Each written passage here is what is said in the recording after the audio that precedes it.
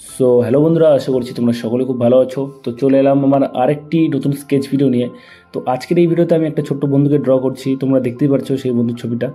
ঠিক আছে, অ্যাকচুয়ালি এটা একটা কমিশন ওয়ার্ক, আর এটা আমি নিয়েছি একটা বন্ধুর কাছ থেকে। সেই বন্ধুই বলেছে যে এটা তাকে করে দিতে হবে এবং বলেছে এটা ওয়াটার কালার দিয়ে করতে হবে। তো আমি এটা ওয়াটার কালার দিয়েই করব, তোমরা দেখতেই পারবে।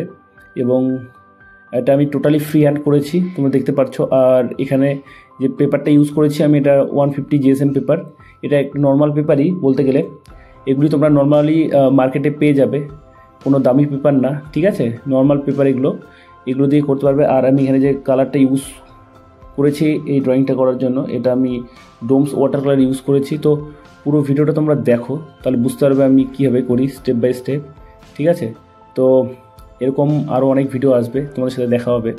ঠিক আছে, আর ফলোয়ার স্কেচ এটা কন্টিনিউ থাকবে, আর এটা আমি করতে থাকবো।